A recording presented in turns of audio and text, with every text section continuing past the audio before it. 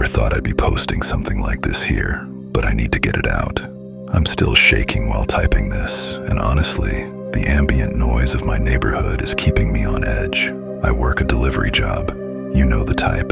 You log into an app on your phone, pick up food from local joints, and drop it off at people's doorsteps. I usually prefer the late night shifts because the roads are empty and the pay multipliers are higher. Being a woman doing this alone can be sketchy, but I always carried pepper spray and kept my wits about me. Until 3 nights ago, I thought that was enough. It was a Tuesday, around 11:15 p.m. The weather was miserable, heavy rain, low visibility. I accepted a high-paying order from a local diner. The drop-off location was deep into a residential pocket I wasn't entirely familiar with, right at the very end of a dark, dead-end street where the streetlights were completely burned out. The app instructions explicitly said, "Leave at door, do not knock." Perfect. I prefer no-contact deliveries anyway. I pulled up to the house. It was an old, single-story property with an overgrown lawn and zero exterior lighting. I kept my high beams on just so I could see where I was walking. I grabbed the bag of food, stepped out into the pouring rain, and walked up the cracked concrete path to the porch. I set the food down on a small wicker table next to the front door, pulled out my phone to take the confirmation photo, and turned around to head back to my car. That's when I heard the deadbolt turn. I froze and glanced back over my shoulder. The door opened just a crack. No light came from inside the house. The interior was pitch black, but in the gap of the door, I could see the silhouette of a tall, thin man. He wasn't reaching for the food. He was just standing there, staring directly at me. "Thank you," I said, trying to sound polite but firm, keeping my distance. He didn't reply. He didn't move. He just stood in the darkness, watching me. The way he looked at me made the hair on the back of my neck stand up. It wasn't a normal look. It was a completely vacant, unblinking stare. I hurried back to my car, got inside, and immediately locked the doors. As I put the car in reverse and backed down the driveway, my headlights swept across the front porch one last time.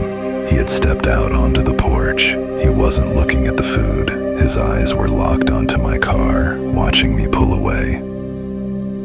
I tried to shake it off. You encounter weird people in this line of work all the time. I decided to call it a night and drove straight home. My house is about a 15-minute drive from that neighborhood.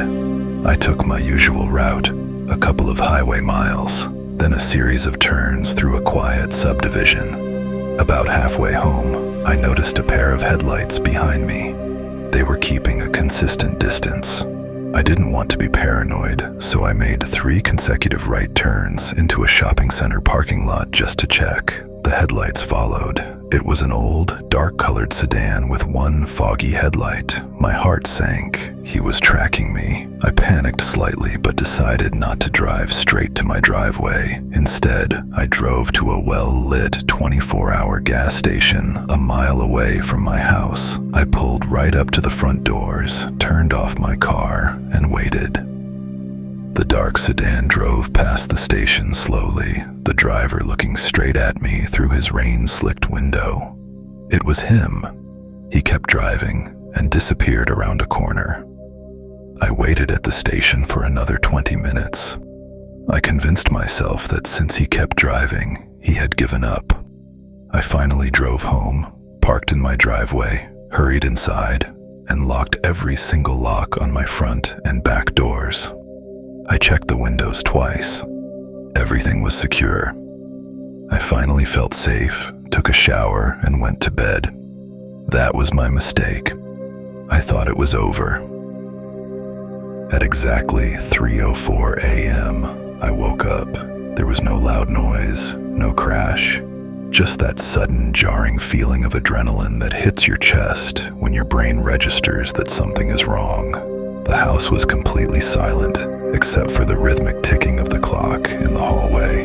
Then I heard it, a soft, muffled drag, like fabric rubbing against fabric, coming from downstairs in the living room. My bedroom is on the second floor. I sat up in bed, my breath catching in my throat. I grabbed my phone from the nightstand. I told myself it was just the house settling, or maybe a draft from the AC unit moving the curtains. But the dread in my stomach told me otherwise. I turned on the flashlight feature on my phone, keeping the beam low, and quietly stepped out onto the hardwood floor.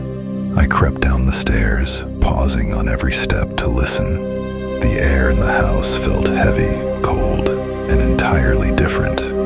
When I reached the bottom of the stairs, the layout opened up into the kitchen and the adjoining living room. The only illumination came from the pale moonlight filtering through the large front windows. I scanned the room. Everything looked normal at first glance. The TV was off, the couch was empty, but then my eyes drifted to the far corner of the room where the heavy, floor-to-length blackout curtains hung over the double windows. The curtains weren't hanging straight. There was a distinct, human-shaped bulge stretching the fabric out from the wall, and at the bottom of the curtain, peeping out from beneath the hem, were the toes of two muddy, wet sneakers. He was standing right there, hiding behind the curtains, completely still, waiting in the dark while I slept upstairs. He must have picked a window lock or slipped inside while I was upstairs showering. A wave of pure, unadulterated terror washed over me. My instincts completely took over. I didn't scream because I knew if I made a sound, he would lunge.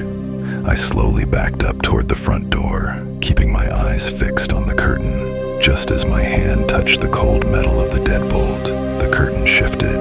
He realized I saw him. The fabric parted, and his pale face emerged from the darkness. He had a sickening, wide grin on his face. I threw the deadbolt open, ripped the front door wide, and sprinted out into the front yard. I didn't look back.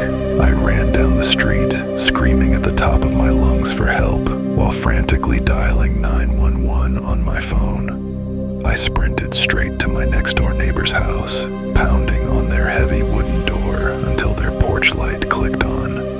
The operator on the phone stayed on the line with me as my neighbor let me inside, holding a baseball bat, both of us watching my house through his front window. Within 4 minutes, 3 police cruisers tore down the street, sirens wailing, headlights cutting through the dark. They surrounded my house with their weapons drawn. I watched from the neighbor's porch as 2 officers kicked my front door open and entered. A minute later, they led him out in handcuffs. He was wearing the exact same clothes from the delivery drop-off. He wasn't fighting them. He was just staring over his shoulder, looking across the street directly at me, still wearing that same empty, terrifying grin as they pushed his head down into the back of the cruiser. The police later found a small pocket knife in his jacket, along with a piece of paper where he had written down my car's license plate number. I don't do late-night deliveries anymore. In fact, I don't think I'll ever feel entirely safe in my own home again. Every time the wind moves the curtains, my heart stops.